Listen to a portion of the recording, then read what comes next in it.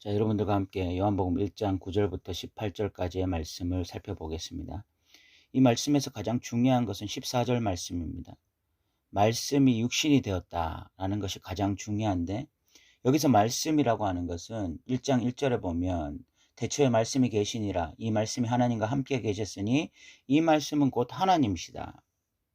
말씀은 하나님이십니다. 성자 예수님은 하나님이시죠. 그 하나님이 육신이 되셨습니다. 그래서 우리 가운데 거하셨습니다.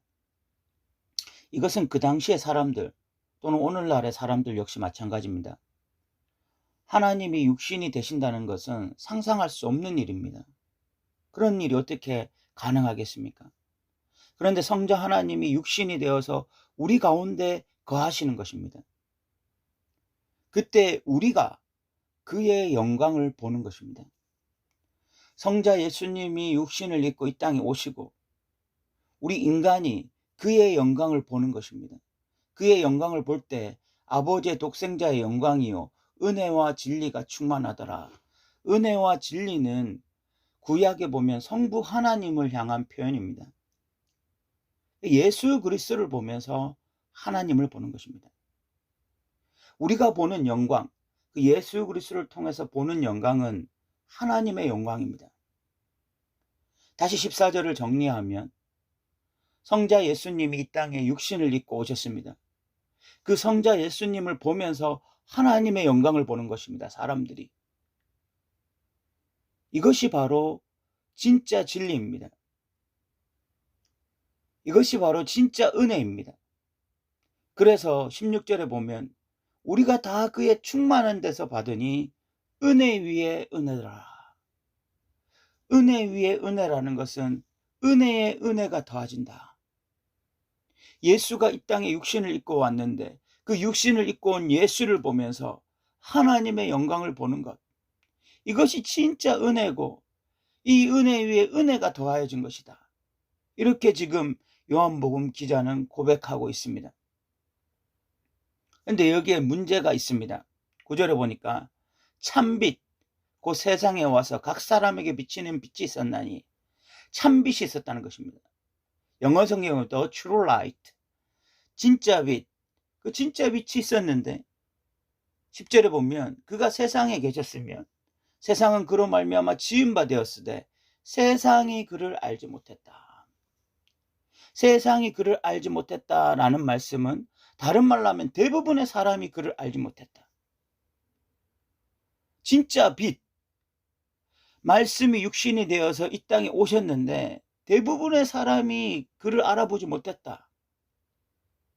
그래서 자기 땅에 왔지만 자기 백성들이 영접하지 않았다. 알아보지 못하니까 영접하지 못한 것이죠. 그런데 12절에 보니 영접하는 자들이 있더라. 대부분이 알아보지 못했다. 세상이 그를 알아보지 못했다는 것은 대부분 알아보지 못했다. 대부분 예수님께 반응하지 못했다. 그런데 영접하는 자들이 있더라. 그 이름을 믿는 자들이 있더라. 그들에게는 하나님의 자녀가 되는 권세를 주셨다. 여기서 권세를 주셨다라는 것이 그 영어 성경에 보면 He gave the right to become children of God이라고 나와 있습니다. right라는 말은 권리라는 말입니다. 우리는 예수를 믿어주는 게 아닙니다. 오히려 예수를 믿게 됨으로써 권리를 받게 되는 것입니다. 하나님의 자녀가 될 수 있는 권리를 받는 거예요. 그런데 이런 권리를 받는 것이 누구냐? 영접하는 자들. 대부분이 예수를 알아보지도 못하고 예수가 누구신지도 모르고, 그런데 영접하는 자들이 있더라. 그들에게는 하나님의 자녀가 되는 권리를 주시는데 이 사람들이 누구냐? 혈통으로나 육정으로나 사람의 뜻으로 나지 않고 오직 하나님께로부터 난 자들. 여기에 놀라운 신비가 있는 것입니다. 말씀이 육신이 되어서 우리 가운데 거하시게 되었습니다. 하나님이 임마누엘로 이 땅에 육신을 입고 오셔서 인간들과 같이 살게 되신 것입니다. 그런데 어떤 사람들은 말합니다. 목수의 아들이다. 나사렛 출신이다. 목수의 아들이다. 우리가 그의 아버지를 알고 있다. 그의 아버지는 요셉이고 그의 어머니는 마리아다. 예수님을 보면서 그냥 육신적으로는 눈으로 보는 것이 대부분의 사람들이었습니다. 그래서 사람들은 예수님을 영접할 수가 없었습니다. 어떤 사람들은 예수님을 예레미야라고 했습니다. 엘리야라고 했습니다. 또는 세례 요한이라고 했습니다. 그래서 예수님을 영접할 수가 없었습니다. 그런데 그 중에 누군가는 예수님을 알아보았습니다.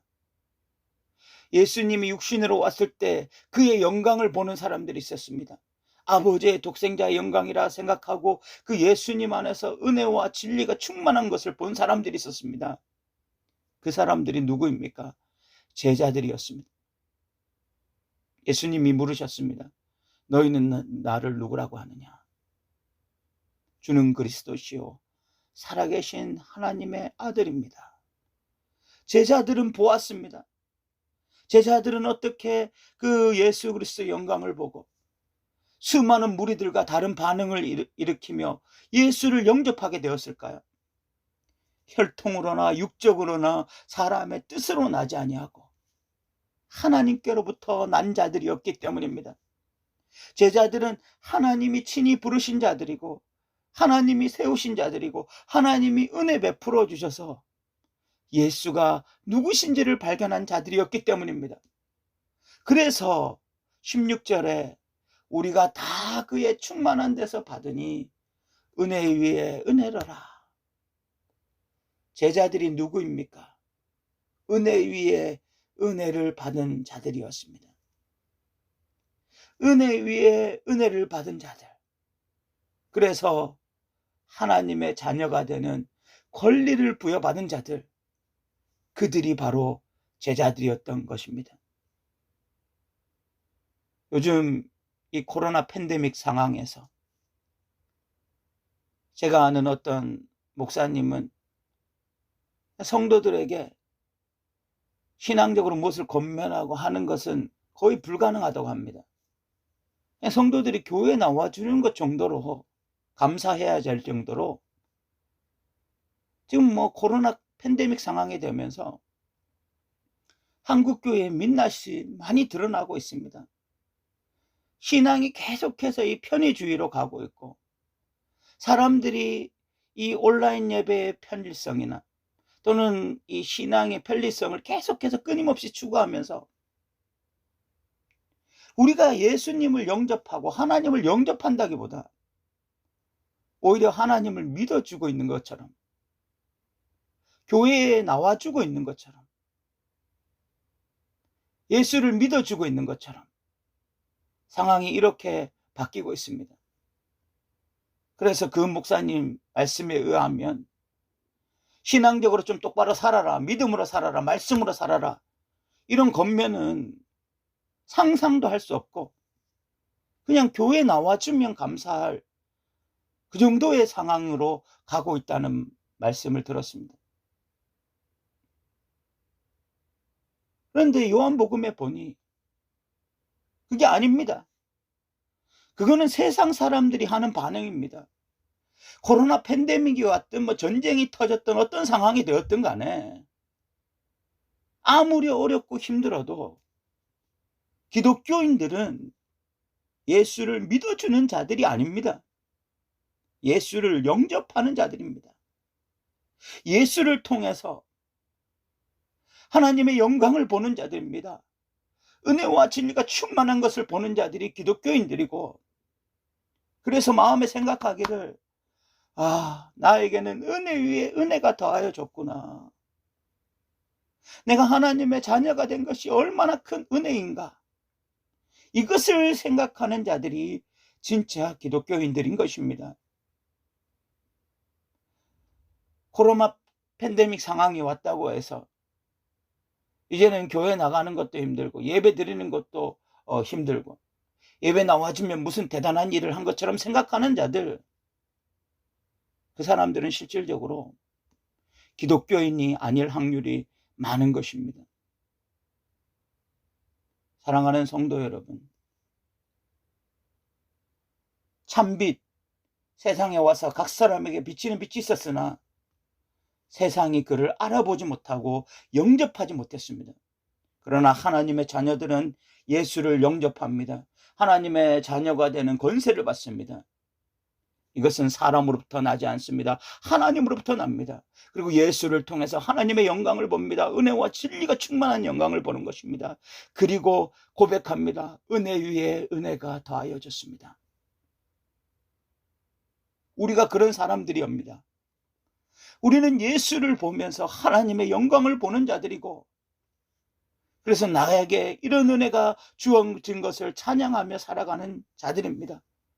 나 같은 죄인 살리신 주 은혜 놀라와 잃었던 생명 찾았고 광명을 얻었네. 바로 하나님의 자녀가 된 것, 잃었던 광명을 찾은 것을 찬양하며 노래하며 살아가는 자들이 하나님의 백성인 것입니다. 이런 코로나 팬데믹 상황에 여러분의 신앙이 더 증명되어지길 원합니다. 여러분들이 더 어떻게 하나님을 섬기는지가 분명하게 드러나기를 원합니다.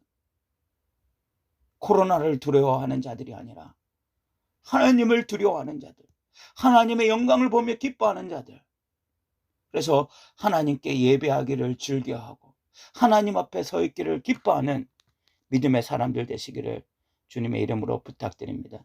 들어주셔서 감사합니다.